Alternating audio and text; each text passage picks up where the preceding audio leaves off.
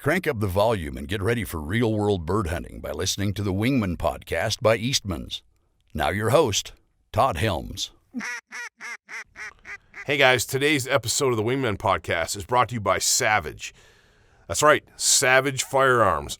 I personally am stoked to be partnering with Savage and shooting their new Renegade. I had the opportunity last year to put the Renegade through the paces on a Montana turkey hunt and performed flawlessly. Obviously, a turkey hunt is not a waterfowl hunt where I'm burning up lots and lots and lots of ammo, but I've had a chance to put that same Renegade through the paces shooting skeet, sporting clays, and trap this summer, and it has not failed me once. I specifically have not cleaned it. I want to see how much dirt, grit, grime, and punishment that Renegade can take before it malfunctions, and I haven't found the limit yet.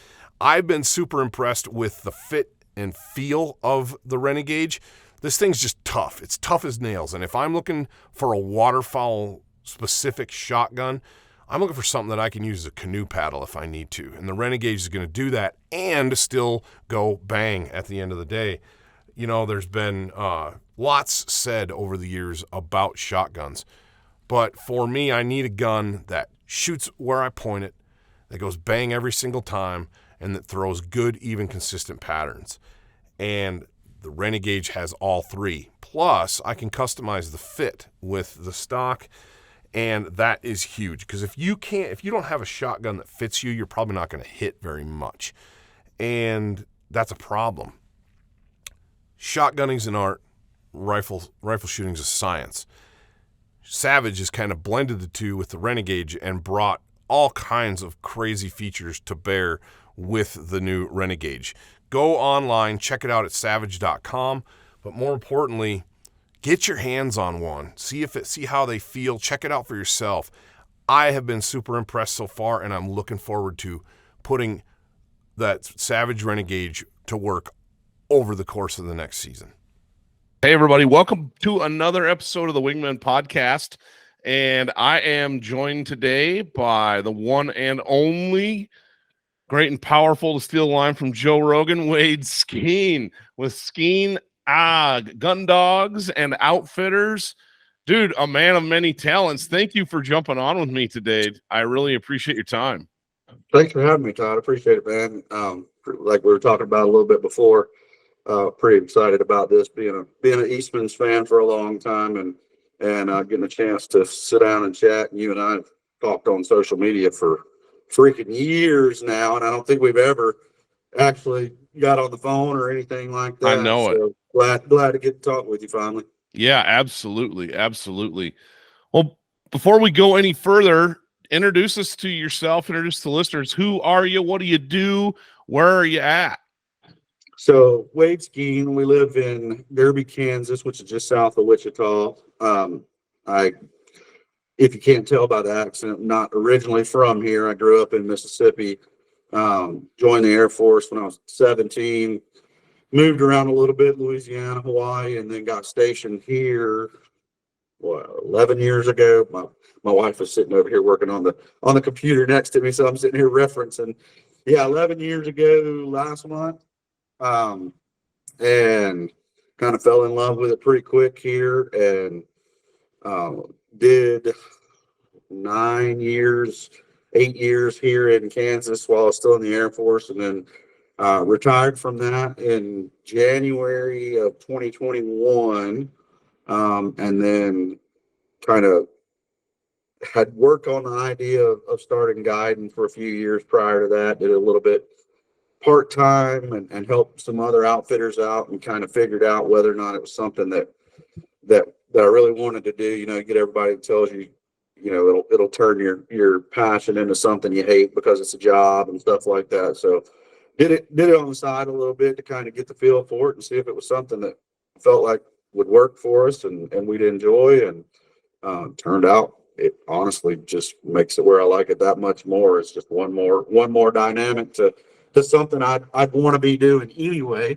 So, and really kind of took off a lot because of social media. And a lot of people would reach out that I've been stationed with in other places or just new through the dog world or Ducks Unlimited or whatever. And they would ask if they could come out here and hunt in Kansas with us. And this was back when I was still in the Air Force. So I would randomly house and take people hunting all the time. And, enjoyed the heck out of it that way. So it was really a pretty easy transition and easy decision for us. Oh, that's cool, man. Yeah, you guys are a full service deal down there. It looks like you do a little bit of everything.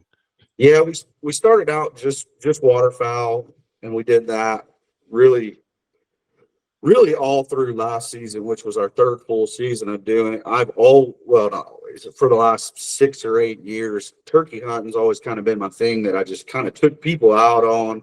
It was my fun time. I love it, and it was a good opportunity to just hang out with friends and family and go hunt for fun. We had kind of had it in our head to add turkey and deer hunting for a couple of years, and 2 years ago after season, we kind of sat down and had a post-season wrap-up meeting with myself and Lydia, who's our business manager, and our guides, and we were kind of talking about plans for adding deer and turkey in last year, and she kind of put the kibosh on us pretty quick, letting us know that two seasons ago, waterfowling, we went through a lot of transitions and a lot of failures on my part, and really had a pretty tough season. I mean, we killed birds and had a lot of returning hunters and stuff, but it didn't go up to our standards. So her direction on it was that we weren't going to add anything new until we perfected waterfowling. What, the way she says it. So until we get it where people, can't not come hunt with us, right, for waterfowl, we weren't going to add anything else. And rolling out of last waterfowl season, we were super happy with how it went. We got a new awesome lodge, in the process of building a second one right now. And, just had a lot of our issues that we'd struggled with the season before. We got corrected, got processes in place, got the right people in place, and really kind of turned the corner on exactly where we wanted to be as a waterfowl outfitter. So we added turkey in this year. We've got a few deer hunters this year, not a lot. We're kind of starting slow on that.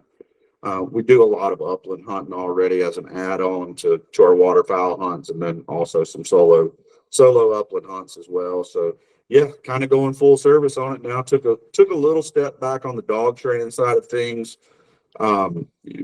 Because we needed more time to add to what we were doing on the hunting side of things, and B, just like the car mechanic's car never gets worked on, the dog trainer's dog doesn't ever get trained as much as they need. And I've got 6 of them that I need to work with, and so it was like, let's take a season to focus on the hunting side of things and train our personal dogs and get them where we want them. Trying to get ready to do a little bit of small time breeding, so had some work we wanted to do on our personal dogs, so we took this spring and summer for that. If I remember right, that's kind of where you and I first got kind of half semi-acquainted. Yeah. Was when I started looking at Southern Oak dogs and got Hondo and all that stuff.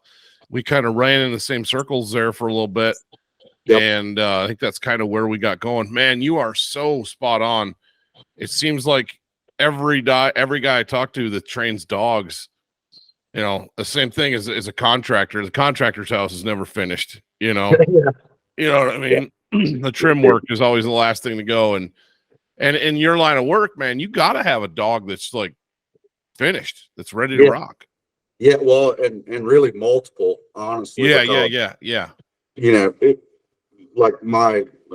a Southern Oak dog over here laying down on the couch in the basement beside me, and she's 6 now. And I primarily just run her upland hunting now. Because she's a fantastic upland dog. She's methodical and thorough.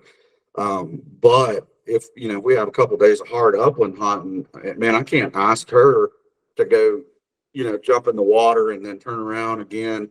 And so when you're doing it just back to back to back every day, and our season, a lot like y'all's there, is really extended in a real long season, especially when you account for teal season and lake goose and all that.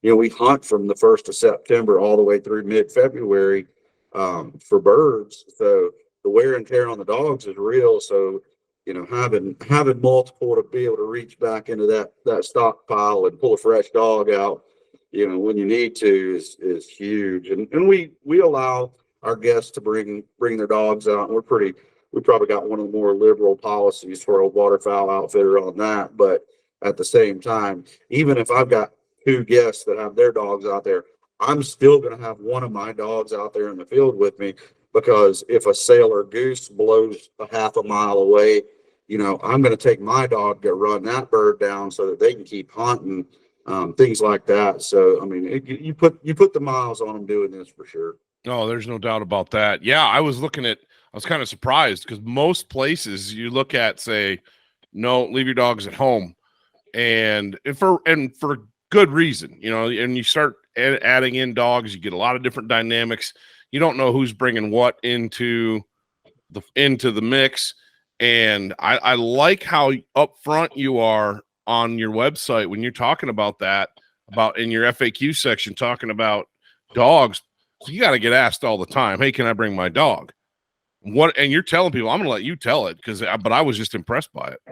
Well, I appreciate it.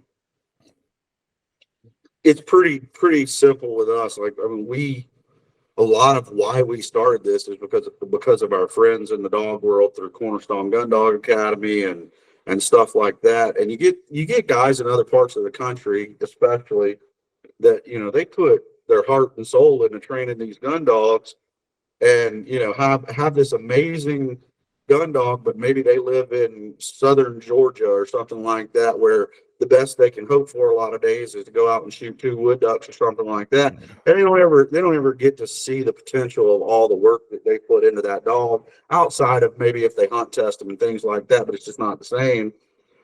So we made it just upfront and honest, like you said. Pretty much everybody's welcome to bring their dog. I have to balance that in a group if I have to mix groups or something like that, obviously, so it doesn't get too crazy. But as long as your dog doesn't detract from the experience of everybody else in the blind, we encourage you to bring your dog, not allow. So and we tell guys up front too, like, hey, because it happens. You get a guy with a young dog, or just a dog that has never seen 200 greenheads circling overhead 2 or 3 passes and 8 guns going off, and you know how it is, or even laying in a field spread where you got thousands of super loud geese just tearing up the sky and stuff like that. That can be overwhelming for a dog that's never seen it, or a young dog. So we've never had to ask anybody to go put their dog away. There's been a couple of cases where a guy had a young dog out, something like that, and the dog just wasn't ready for it. And, there's even been instances where after we get done with our main group, I take that guy back out, just him and his dog, and, do a little midday or afternoon shoot, just us, so that dog can get that experience. So, we tell guys, as long as your dog doesn't take away from the experience of everybody in the blind, we encourage you to bring them. Man, that's so cool. I love that, because it shows that you're trying to create an experience for people that is a high quality but inclusive. You want everybody to have a good time. And there's so many people out there, unfortunately, that you run across or hear stories. It's like they got to be the boss, and it's like, it's my way or the highway. And I don't know, man. I like your approach. I like it. It's more of a chill, encouraging, inclusive way to think about it. I mean, that's how, that's kind of our overall approach to all this. I mean, it's their hunt, and when you think about it, what I did for a long time, going on a guided hunt, wasn't in my budget when I was in the military and stuff like that. So I still look at this as, people are paying a decent amount of money to come out here and hunt. So we do everything we can to cater to that, as if we were spending that money ourselves, to go do this, and kind of, good old golden rule, treat people how you'd like to be, and served us pretty well so far. Well, so if people want to know that, you have a killer website, by the way. If you guys Thank go you. to Skeen, Gundogs, and Outfitters, just Google it. That's all you got to do. You can find it. Obviously, you can find you on social media, everything out there. If you guys are in the hunt for a top-notch guided waterfowl hunt, go to the website, check it out. I think you're going to be impressed. And you guys, what do you specialize in for waterfowl in Kansas? Tell these guys what they could be thinking about. So Kansas, a lot of Kansas is really kind of known for central Kansas, where you're getting these massive spins of little geese and some snows and specks and stuff like that. We're not in central Kansas. We're 40 miles from the Oklahoma line in southern Kansas. We get a little bit of everything, primarily greenheads and Canada geese. We get a mix of specks. We get a few snows. We used to get a lot of big geese, but mostly, we used to be probably 80% big geese, 20% lessers when I first started hunting here. Now it's flip-flop, where 80% lessers, 20% big geese. But, most of the people that come hunt with us want ducks more so than geese, and I'm more than happy to accommodate that, because I prefer ducks over geese. But we do get a lot of geese, whether it's loaf pond hunting and catching them coming back to the loaf in the same blind we shot 30 ducks out of that morning. We just sit out there and wait for the geese to come back. I prefer water personally. I can't say all the guides agree with me on that. But I prefer water just because it funnels them down. So we do a lot of river hunting. We do a lot of cattle pasture pond hunting.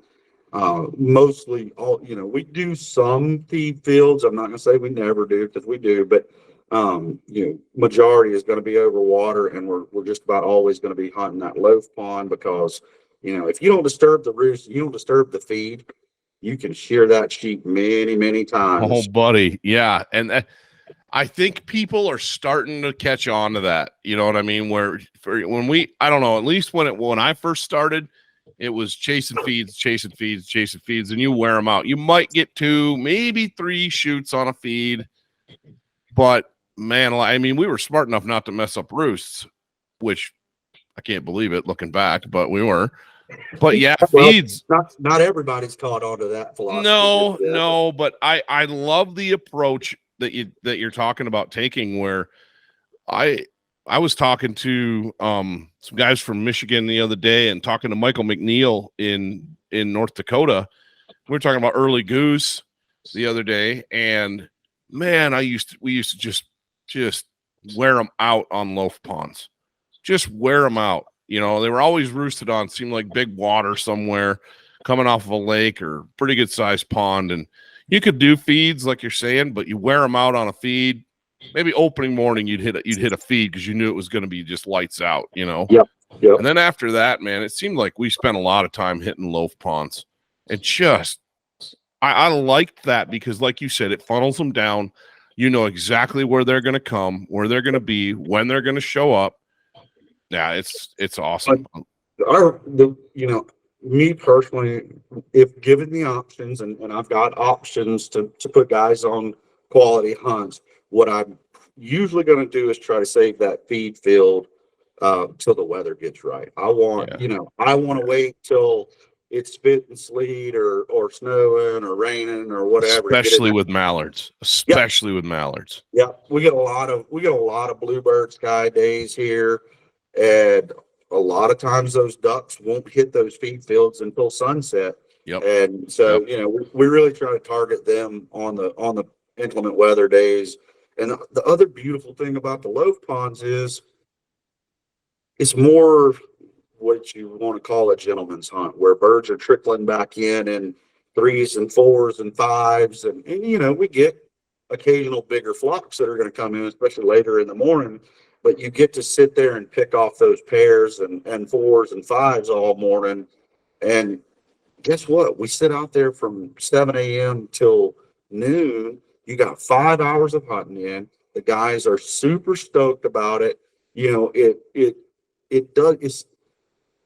don't really like a hunt where we go out and we bang out an 8-man limit by 8 o'clock. Like it happens, and I'm excited when it does. Don't get me wrong, but it's fun. But I think I know where you're talking, where you're going with this, and a lot of people do. It's fun, but it's almost like it's rushed. Oh yeah, 100%. And then too, at that point, like the guys get back to the lodge at 9 o'clock, 9:30. And then, we have to go scout for tomorrow. I mean, we run afternoon hunts from time to time, but not a lot because the birds don't fly until sunset anyway. Yep. And you get guys, they're here to hunt. That's what they came here to do. They don't have family around. They don't have work to deal with. They came here to hunt. So sitting out there on those loaf pond hunts or river hunts when they're coming back to loaf, sitting out there till noon, 1 o'clock, they feel like they got to experience what they came here to experience. And it's just, to me, it's a better, more relaxed, enjoyable way of doing it. And amen. I love that approach. I think back to, and it's not, I don't want to sound like you can do that style of hunt in every location, everywhere you are. There's some places where it's not real feasible. Right. We were in Canada last year at the beginning of September, and that's like where I grew up. You had mornings to hunt those birds, and you could do an evening hunt. Mm-hmm. But otherwise, middle of the day, they were flying back into stuff that were like they were flying right back into their roosts. Yeah. For the most part, big, huge sloughs that were hard to hunt. Just not ideal conditions. So it's like, yeah, you're eating breakfast by 11 o'clock. You're eating a late breakfast, early lunch. Go back. In our case, we worked all afternoon, but the normal guy would have gone back, chilled out, cleaned birds, taken a nap, and then gone and bear hunted in the evenings. And that's how they had that set up. So you guys don't have bears, but you got pheasants and quail. Yep, and we do that a lot of times. If we either look, I don't care who you are, how long you've done this, or how good of a hunting spot you have, you're gonna zig when you should have zagged some days. And if we get out there and for whatever reason, most of the time it's because of the weather, but if we get out there and it's just a dud, we'll pack up and go quail hunt or go pheasant hunt or something like that, or we'll focus on maybe putting together an afternoon shoot or something like that if it's more feasible weather conditions for it.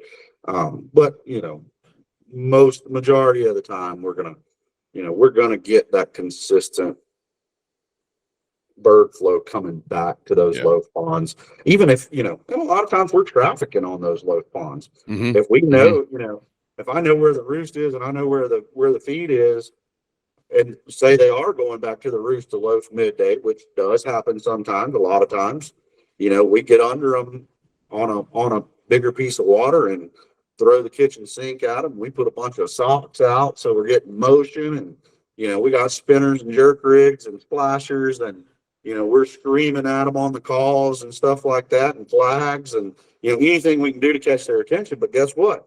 10,000 ducks fly over. We called in 200 of them, shot 40 of them, and I can go do it again tomorrow because the other 9,800 kept flying and never the wiser. Exactly. Yes, exactly.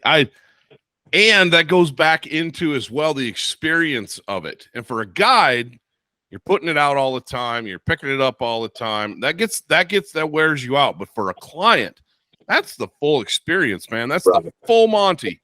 You get to blow your call if you're decent or if it's your thing. You get to set out, you get to see the full thing. And it's like, man, that's cool. I think that is awesome. But so outside of all of this stuff, what trips your trigger, dude? We got talking about your people. Everybody knows you as like a waterfowl guy and a dog guy and an upland guy. But there's more to Wade Skeen than just those things. Well, when it comes to the other side of it, there's two answers to that in the past and current. But like growing up in Mississippi, Mississippi's a historically good, big time waterfowling state. But if you weren't in a bigger duck club, or had a really nice boat to get into the public spots or out into the Mississippi River, places like that, waterfowling wasn't nearly as accessible, and it's probably even less so now than it was when I was a kid. And my dad did not care for waterfowling one bit. He had fallen in the water as a younger guy and got wet. That'll end it. Yeah, he swore it off long before I was ever around. So I mean, I had one of my best friends. He and his dad would take me duck hunting from time to time. Had a couple uncles that would take me out, and I always loved it. But our thing growing up was archery. I mean, we bow hunted deer, you know, kind of like a waterfowl hunt at this point, about as religiously as you could. And you know, a lot of competition 3D tournaments, and Dad was really successful with that. My brother is 3 years younger than me, and he shot competition 3D and bow hunted. So that was our big thing. Then we spring turkey hunt and stuff like that, and then a lot of bass fishing, crappie fishing in the summertime. Nowadays, it's a little bit of everything. I personally don't care about deer hunting that much anymore. I got a 10-year-old son that if he's not in school, he pretty much goes everywhere I go. It's even there's certain groups that ask when he's going to be out of school so that he can hunt with us on guided hunts. So, you know, a lot of deer hunt or prepping for deer hunt with him now. He turkey hunts, my daughter turkey hunts, my wife turkey hunts. We do a lot of fishing where Kansas that's my like one hang up here. Our fishing for bass, at least, is not all that great compared to the South. Oh man, that's about it. Doing and going to concerts with Lydia, because that's her payment for putting up with my bullshit the rest of the year is when it's not hunting season. So we went and saw it was Hardy, Lee Bryce. We went to Kansas Country Stampede last week or 2 weeks ago. So we do the concert tour this time of year. We got a concert in Kansas City next month for Jelly Roll, and then she bought more Hardy tickets for Nashville this morning, just because she had like SeatGeek credit or something for a concert that got canceled, and she saw these tickets available in Nashville. She's never seen a concert there, so she's going there. What's Nashville about? 10 hours, 12 hours? Man, I think it's closer to like 14 for she's flying. Yeah. We got online and saw tickets were like $250 for her to fly from Wichita direct into Nashville. And so it was like, yeah, just fly. Yeah, I'm not going on. I'm not. Her and her sister are going on that one. It's at the end of October. That's way too much into hunting season and getting ready for hunting season at that point. So, dude, I mean, man, we stayed to not be hunting this time of year. We still stay pretty busy.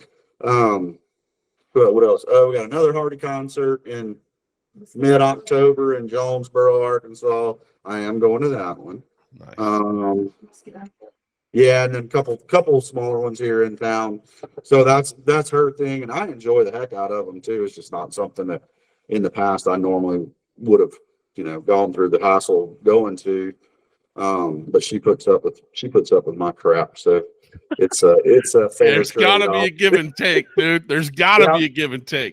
I hear all the time, happy wife, happy life. And I always call BS on that, because I think it's more like happy spouse, happy house. Yeah. You know, it's a team. You both got to have things you love, and you both got to take care of each other.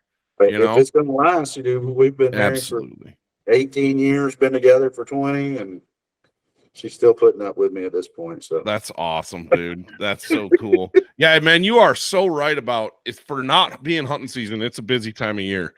You know, it's like my wife and I looked at each other the other day, and I'm like, what happened to summer? You know, because it's just about over. Oh no, she's literally over here on the computer signing the kids up for school right now. Yeah. And you know, we're 3 weeks out on, I don't know what day they go back. Mm-hmm. Yeah, we're 3 weeks out from them going back. We're in the same boat, dude. We're in the same boat. We're at the fair. It's Fair Week here in little backwater Powell, Wyoming, and the fair is always a big attraction, of course, in a small town, a county fair. Everybody shows up, right? Well, last night we're walking down, and my 8-year-old takes off running down the fairway, and I'm like, what's going on? She spotted one of her little friends and comes up, and her dad's a volleyball coach here at the local college, and they had a camp. And they're having another one early in like a 1-day deal. Bam. When there goes another day. And I'm fine with it. I don't care. It's great. But it's like just little stuff like that.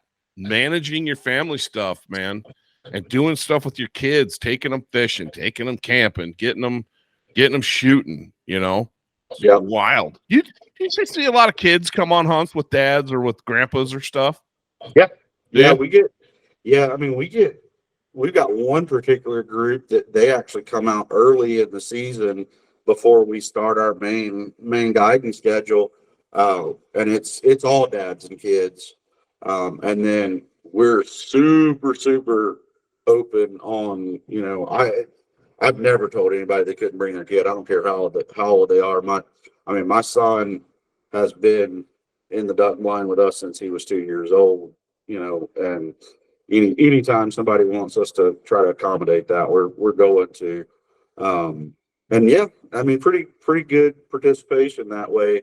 And then get a lot of dads and sons of older guys too, you know.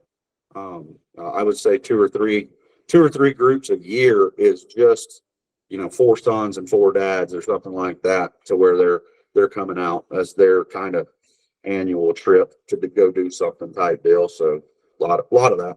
Dude, that's so cool. Yeah, that's something that we were lucky growing up. I think you kind of were. As you said, you had stuff in your backyard that you could do. But anymore, hunter access is a real problem.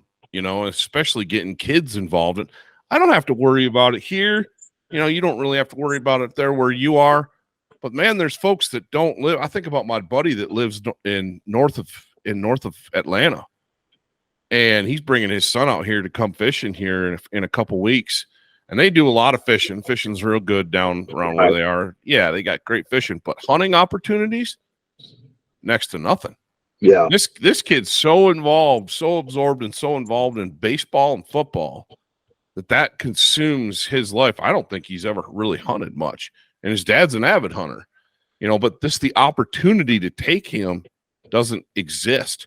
And he comes out here, man, we put him in the mountains, and he's like a feral animal. He's just all running around, you know, and I'm like, this is why we go to the Bighorns, because there's no grizzlies out here, because that kid's going to get – I feel bad for the grizzly bear that runs across him, to be honest. I tell you what. Yeah, that's how my son would be. We called him the Viking when he was young, because he pillaged and plundered everywhere he went. So, love it.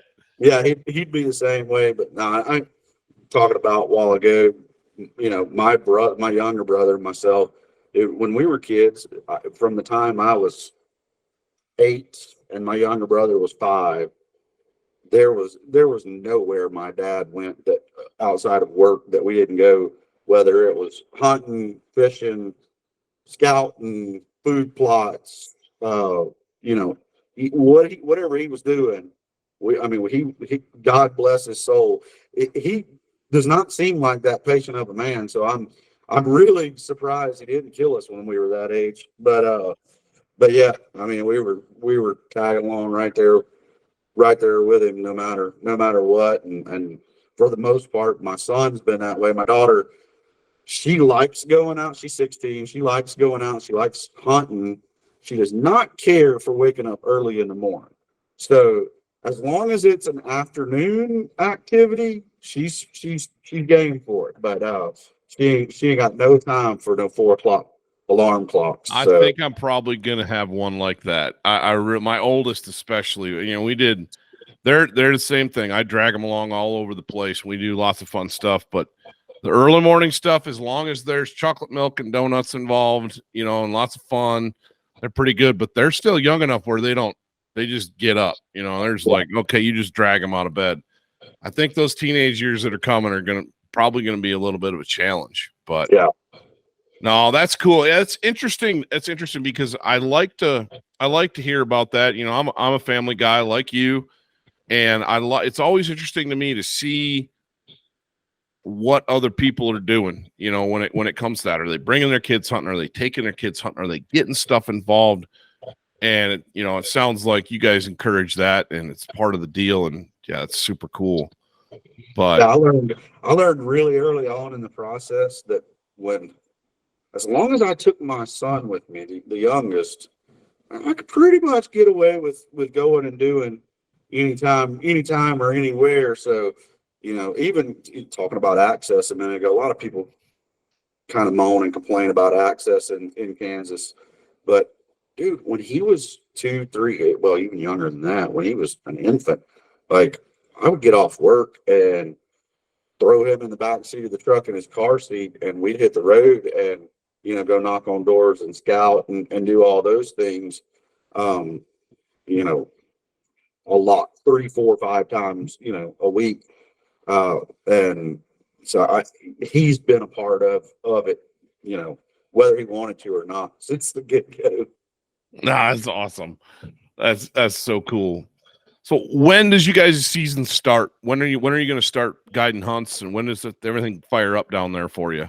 Well, we don't. So we got that kids group, younger, well, dads and sons, younger kids in that one. They're early November because it's one of our zones is open and it's the youth zone in the other zone.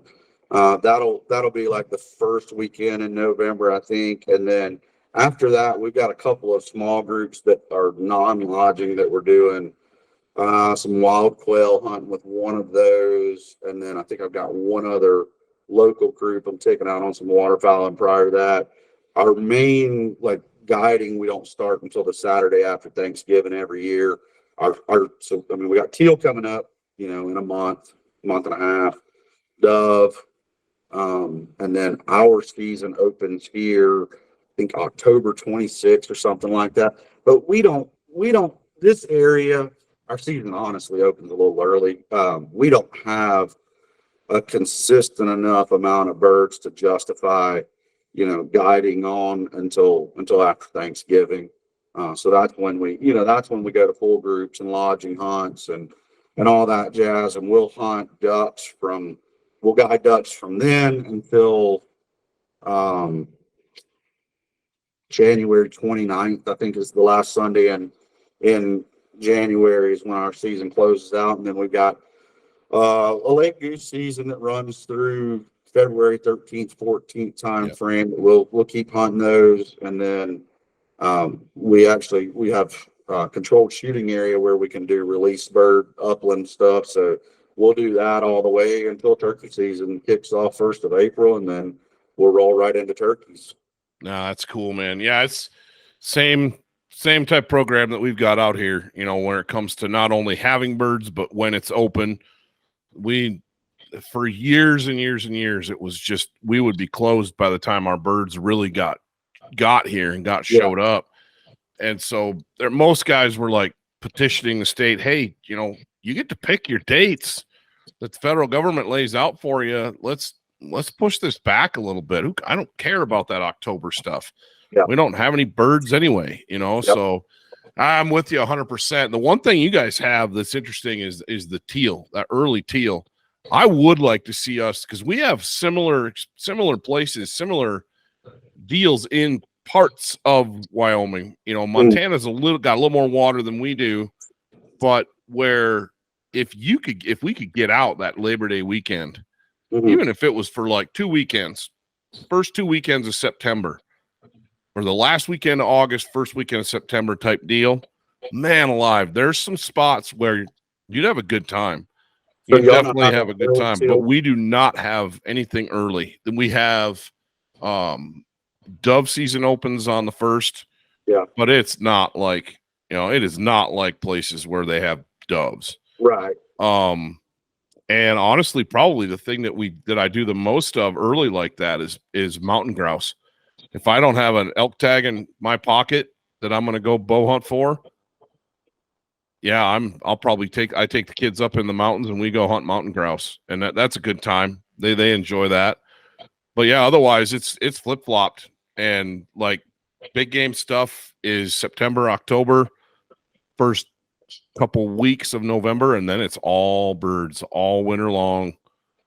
Maybe throw in some coyote shooting if we can, but we will do some deer hunting. Our So youth deer starts September 3rd. Okay.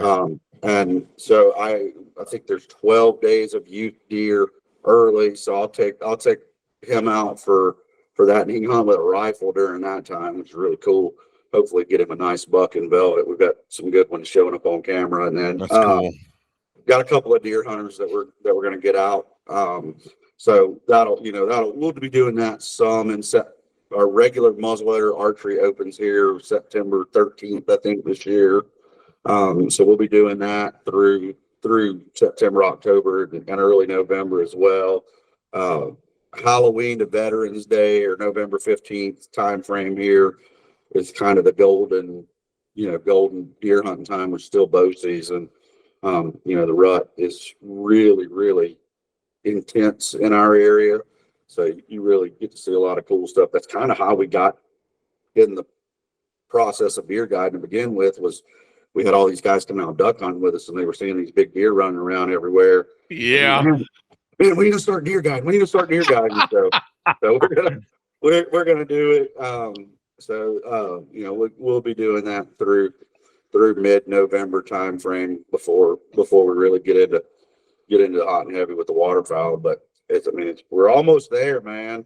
If we can, I don't know what it's like there right now. We've got like a 10-day run of 100-degree. Yeah, we're about 5 to 10 degrees cooler than that, but it's hot. Hot. It gets over 90. It's hot. It ain't like Mississippi in the summertime where you're looking at 80% humidity. At least it's dry, but still hot. And most of the time, the humidity here is relatively low compared. I was stationed in Louisiana for 8 years. That's where my wife is from, and grew up in Mississippi before that. And I always kind of chuckle a little bit when guys hear like, "Oh man, it's so humid down." It's not that bad, buddy. No. But, well, when we went and picked up Hondo, and that was in like June. Yeah, in Tupelo. And it was in Tupelo at the original headquarters, and outside of there, but yeah, you know what I mean. Yeah. And we drove an RV down there. You saw the whole thing. We stepped out of the deal, and the boss man Ike was like, he was nice for about 15 minutes, and he goes, and he'd done the bulk of the driving, to be fair, and he looked at me and he goes, "You do whatever you need to do. I'm going to be in the RV in the air conditioning, sleeping." Yeah, in that air conditioning is primo. Yeah. No, that was we don't have that, but it's like I will say this, for the first time, I have a reservoir that's close about 15 minutes from the house. And that's the only, when our water's raging in the river, which it was up until about a week ago, was way too big to put a dog in. And I used that reservoir, and I got out there one night, and it's usually when you step in it in flip flops and shorts, you're working dogs, that water's usually chilly, and it's like, I don't worry about putting a dog in that and working them because that water's cold. Right. But I stepped in it and I was like, oh, this feels like bath water. And after about 3 retrieves, man, old Hondo's tongue was hanging out and he was like dragging. And I'm like, all right, buddy, that's enough. Yeah. The water was too warm. That's the first time I've experienced that. That's a really good point. And a lot of people don't quite, I guess they just don't think about it. Everybody during, this time of year, they're like, oh, just go do water work. Be careful doing water work. Yes. Because if you're working in small, shallow water and that water temperature is 85, 90 plus degrees, you're really running the chance of exposing that dog to heat exhaustion or worse by doing that. Now, get them in the water, get them back out of the water and let them dissipate the heat from the water. But if you're running them in the water a lot and it's hot outside, bright sunshine, stuff like that, that water is not the saving grace that a lot of people think it is. So it's not unless it's cold. Yeah, not unless it's cold. And that's the one nice thing is now I can run rivers. I can run him in the river, and that water's 55 degrees, 60 degrees. That's all mountain water. Oh yeah, it's straight out of the mountains, and it's like he's not going to get heat stroke running in that. And it shows. You can see the difference because he'll run marks and it's way harder, way more work doing water retrieves in that river. Oh yeah, especially if I throw a short single and a long double and make him get that short single first. Yep. And then he's got to chase down that double, and he might, it's different. He needs to be steady, obviously, but I want him to run the damn bank. I don't want him taking a line that's 200 yards down the current. Well, I want him to run down the bank, jump in the river, and use his. Are you running any hunt tests with him? I know. No, So, I'm not. And the reason for that, and I tell people this all the time, the reason for that is the closest hunt club to me is a 3-hour drive. Yeah. And it's like with 3 little kids and a busy work schedule, I don't have the time. I just don't. I would, if I lived where there was 3 or 4 within a couple hours, I'd do it in a heartbeat. Well, it's still such a huge time commitment that, I think we're going to run 1 or 2 this fall. One we're hosting, but we've been running them for the last 2 years now. And 2 things. One, the time commitment from it is so hard to account for because it is all weekend long, because you're going to be out there, 10, 12, 14 hours, on Saturday, and then probably 10 hours, maybe 8 hours on Sunday. And then you got drive time back and forth. So that weekend is gone. There's nothing else that's going to happen productivity wise that weekend. And then the second thing, another reason I'm not hugely personally worried about hunt test is we do a ton of river hunting. Right. Like that is my very favorite type of hunting. Now you're getting into my other reason. Yeah. And it is, the blonde SOK dog over here, when she has her season title. When she was 2, I could have run her and finished with her eyes closed. Okay. Now that she's older and she's picked up however many hundreds of birds on that river, there ain't enough whistles in the world to get her to not run the bank, because she knows now she's going to take the straight line to the bird every time. Absolutely. But coming back, she's going to take the quickest and most direct route every single time, because you're not unteaching what swim to the bank and then run up the shallow water, or get out on the bank and run the bank. Yeah, absolutely. And we do, like, it's to the point now where I actually won't hunt any of my younger dogs in the river, or even really much at all for that matter, until I get them where my goal for them is with a hunt test, because as from a guiding standpoint. Yes. Guiding with your dog is extremely detrimental to running hunt tests and titling with your dog, because when I have 8 guys that paid me money to come hunt with me, I don't give a damn how that dog gets that bird. I want all 6 birds picked up as quickly as possible. Get your ass back in this blind so we can shoot that next group that these guys paid to come shoot. Right, exactly. It's a meat dog. It's a meat dog. Yep. A really meat dog. That's what its job is. Yeah. No, we're on the same exact page when it comes to that stuff. It's like when I purposely didn't hunt Hondo until he was 2. Last year it was like I'm that first year. Yeah, he got to play, he got to do some little stuff, but he didn't do any serious stuff. Because I'm like, the most important thing that I need out of that dog is for him to be steady. I need him to be rock solid steady. And then the second most for me is, can he take a hand signal? When I get him to the other bank, can I stop him and cast him right, left, or back? Right. For the hunting that I do here, that's 99% it's gonna happen. Right. Now this year we're working on marks. My old dog's got 11 years of marking birds, like you said. He can mark birds in his sleep. And Hondo's still got a lot of fire, and fire and marking don't necessarily go together in my experience all that well. He'll overrun a bird, or he'll shortstop a bird, or he wants it so bad that it's like, slow down, get to your mark, slow down, use your nose. And nothing but experience can teach. Exactly.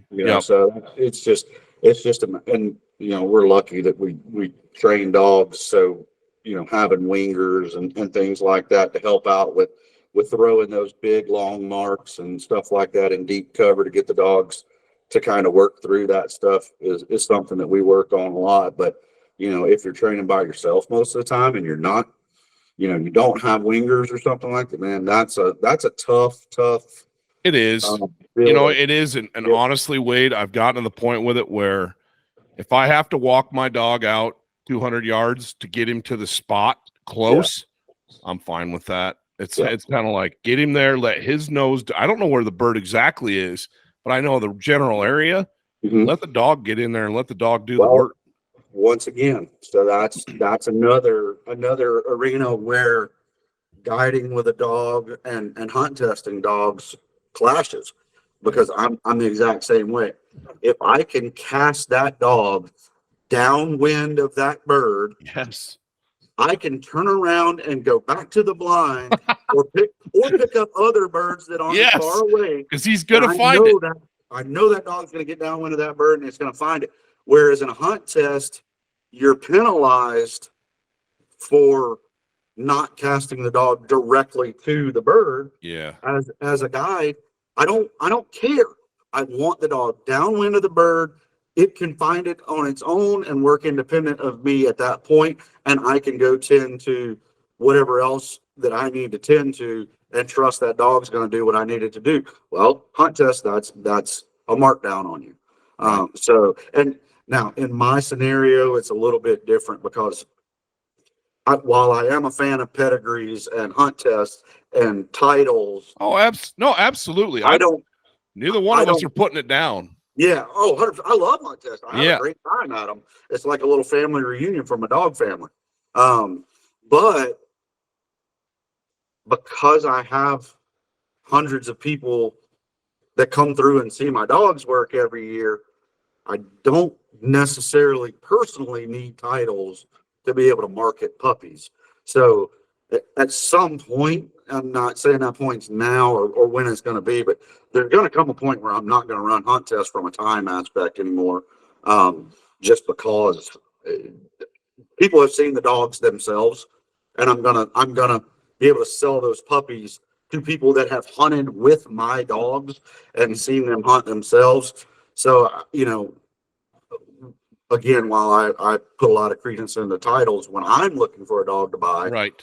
It's not something I personally have to have to sell puppies off of my dogs, just from personal experience with people. So again, I love hunt tests, but in the grand scheme of things, I don't know that it's going to be something that I'll continue more than a couple more years or something. Yeah. Maybe. Yeah. No, we are on 100% on the same page. I had the very first blind retrieve that Hondo did last year. It was kind of that a boy. I knew where the bird went down. I watched it fall across the river, one of those cross the river marks, Yep. But he had fetched, it was a double or maybe a triple. I think there's two birds fell in the current in front of the blind. The third bird went down over. I saw it go down and I knew about where it was. Anyway, he mopped up the two out of the fast current so he can get away. Got him. And then I get him down and I'm like, okay. And I felt the wind. It was kind of a last minute deal. And I felt the breeze on the left side of my cheek. And I'm like, all right, I'm going to get him straight across from where I want him. Because I know the current is going to take him downriver and he's going to hit the bank downwind of that bird. Yep. And I'm probably going to have to do very little casting. Let genetics and experience take over. Exactly. And that's where that pedigree thing that starts to play in, because you're buying nose, you're buying instinct, you're buying all those different that's where in my mind it matters. But anyway, he hit the ground, his feet hit the shallow water and he got purchase on the bottom, and I think he could already smell that bird, because just about the time I was getting ready to stop him, he jumps the bank and veers hard left. And he was going exactly where I wanted him to go. And I went, I'm just staying here. Yep. And he kind of got in there and started rooting around. And within 30 seconds comes out with a wingtip Drake Mallard. And I'm like, that's why we going trainer in the world. Exactly. You're like, I got this. No, but that's why you go to the baseball diamond and play baseball with your dog. Put him on the pitcher's mound and get those hand signals down and make him be rock solid steady. and he's not rock solid. Good grief, he's 3 years old. I guarantee you he's going to break more than once this year. Oh, dude. It's going to happen. I tell guys that bring their dogs out here a lot of times, like, hey, I keep tie outs in my blind bag or in my bucket that I use for a stool when we're out there. And it never fails, man. I'll tell a guy like, hey man, let's put your pup on a tie out. And they're like, well, I don't really want to, and I won't shoot this time. I'll stay with the dog. And I have to tell them, man, like, look, your dog's probably very rarely been around this much excitement, whether it's this many birds or this many people shooting or whatever it is. At the end of the season every year, if you look down on the other end of the blind or back there in the woods or whatever, my dog's probably going to be on a tie out because, as the season progresses, they all start out steady. Yes.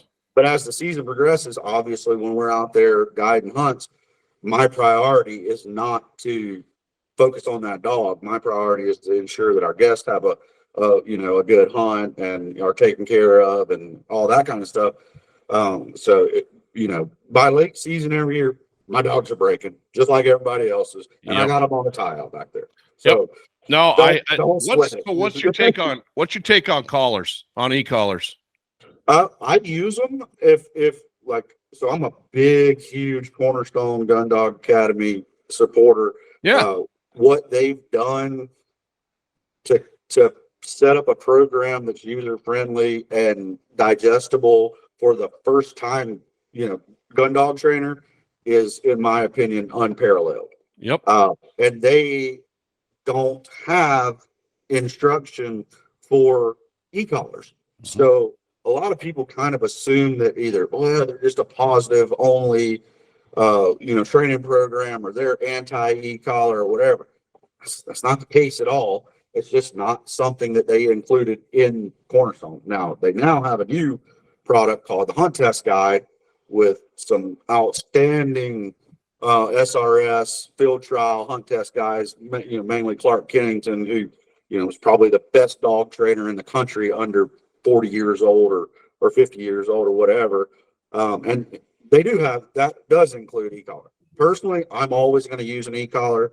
If nothing, like even for the 6-year-old that's sitting over here, if nothing else, it's a safety net. Yes. I don't care how well trained a dog is. At the end of the day, they're still a dog. That's right. If a sailor goose flies across a gravel road out there 300 yards away, and that dog is hard charging, and they're on that goose or they're on its scent or something like that, and you see the mail truck come flying down the road at 50 miles per hour, I spent years and thousands of dollars on this dog. I want a way to know that I can stop it when it matters. Now, I personally incorporate e-collars into training as well. My whole theory on gun dog training is pressure is okay. You use the least amount of pressure necessary to achieve the desired result. So don't overstimulate with pressure ever, whether it's yanking on a check cord or an e-collar or anything else.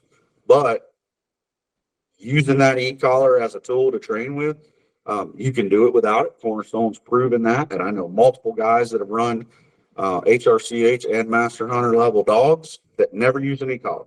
It's doable. For efficiency purposes, that e-collar makes the process more efficient, in my opinion. Yep. That's exactly what I found. That Hondo's the hardest charging dog that I've owned, and I just was like kind of pulling my hair out a little bit when it came time to working some drills at distance and getting him to stop and pay attention and listen to me and take a signal. I couldn't do it. He was going to do what he wanted to do. He was so amped up. And I thought, all right, we're going to start with little stuff. I'm going to get one. We're going to start with little stuff, little basic command enforcements in the backyard. Like you said, real limited, real light. And then we're going to go up until we get what we need and take hardly anything. And anymore, If we're out hunting or training, he's got it on. You know, and if we're screwing around throwing single marks in the yard or something like that, I'm like, yeah, you're not a collar, but we're just getting exercise more than anything and working on steadiness at that point. But yeah, no, it's 100%. It's interesting. It's interesting to hear because I think there's a stigma. Well, I know there's a stigma when it comes to collars out there that some guys have done a really poor job of showing and teaching how to use them, whether they've gone too hot, too much, or no, they're the worst thing in the world. You should never be touching one. Yeah. And it's a tool like anything else. That collar is nothing more than an extension of a slip leash. Yes. If you use that collar and the pressure on that collar exactly like you would if you had a slip leash on the dog, you'll be just fine. Meaning, if I'm doing hill work with a dog and I'm turning 90 degrees and 180 degrees, and I pop that slip leash a little bit with a little pressure to get the dog's attention because it's not healing, it's the same thing with the collar. Matter of fact, that's how I collar condition. I walk around with a slip leash on the dog. That's what I did. That's exactly what I did. Yep. Yep. Pop, sit, knit. Pop, sit, knit. Pop, sit, knit. At that point, I'll take the collar and I'll use light continuous pressure to drive to like a place board or something like that so that they learn pressure on, pressure off. Right. Long before any sort of force fetch is required. They know pressure on, pressure off just from that. And then from that point, their understanding of that collar is rock solid and you can utilize it however you need to the point where you get it out and it's like go time. Yeah. Yeah. Like they see the collar and it's like, oh, we're going to train. And I see a much more serious side of my dog and a much more focused side of my dog. Yep. When that collar even comes out, it's like, okay, we take it down a notch and we're more focused. He's more attentive, looking at what are we going to do, boss? And whereas before he's just kind of a goofball all the time. He got that.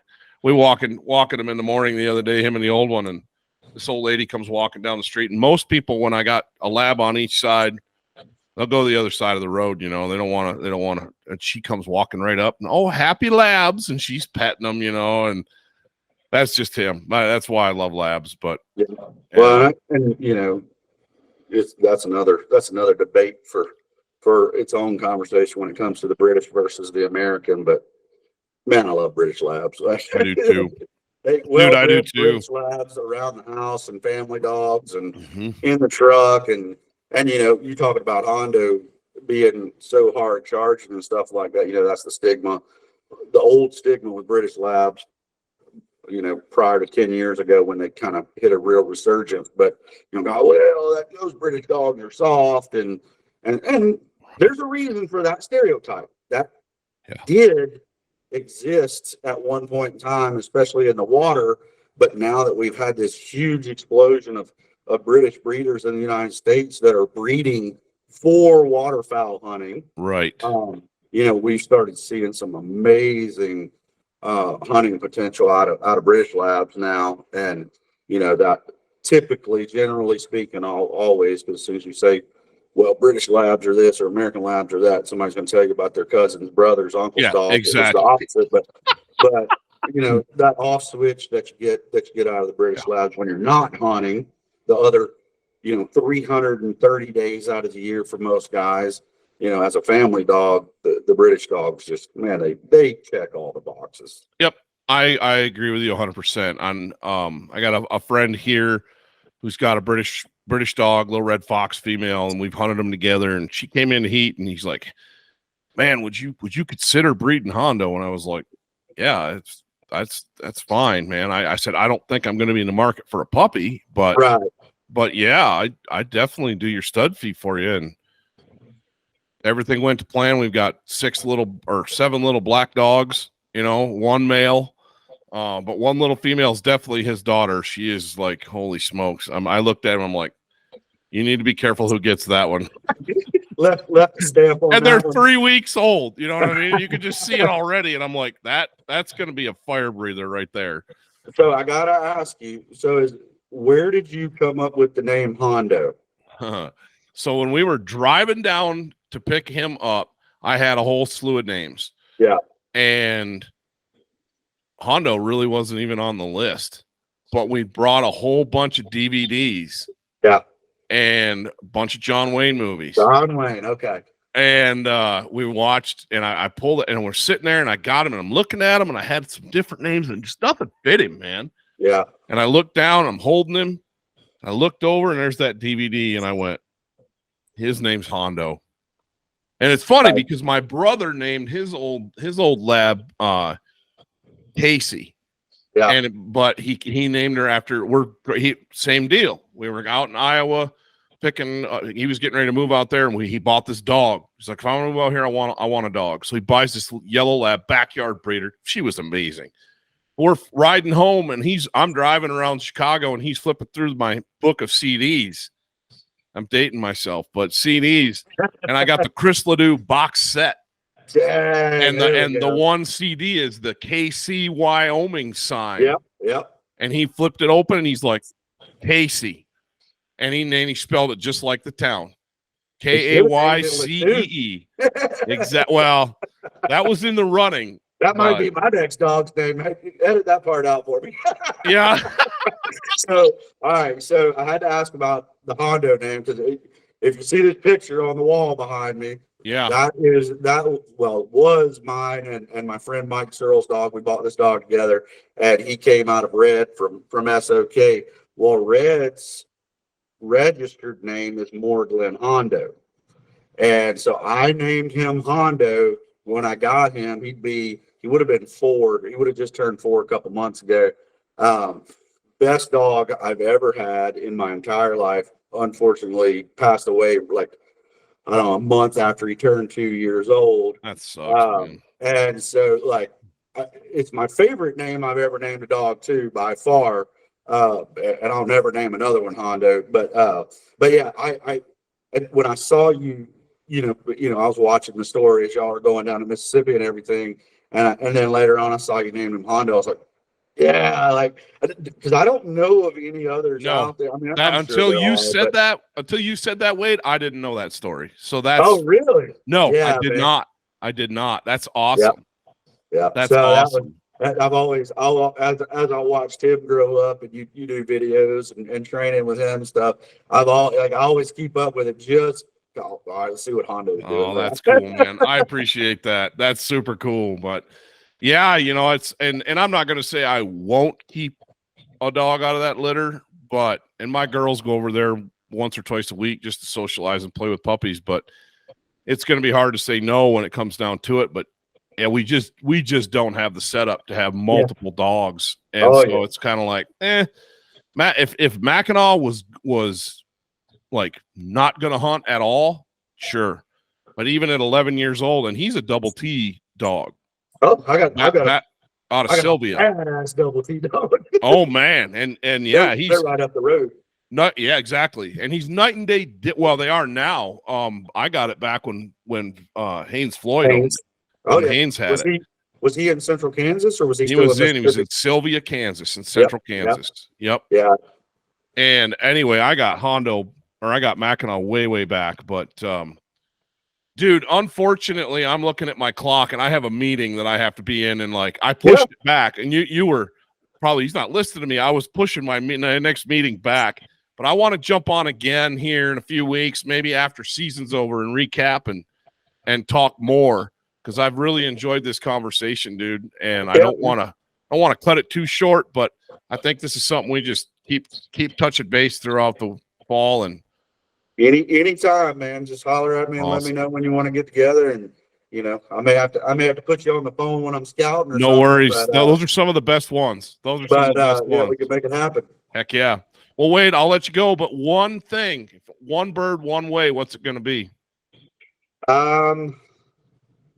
I gotta say a stud sprig pintail. That's my favorite bird. I love mallards, but just because we don't kill them nearly as much as we do mallards, and I mean, man, they look like they were painted with a brush. So the next late January stud sprig that I get will go on the wall. I don't have a single bird mounted, but with their numbers going the way they are, the next one's going on the wall because, who knows how much longer we're going to be able to hunt them. Yeah. And I'm going to keep my hands on one forever. So there you go.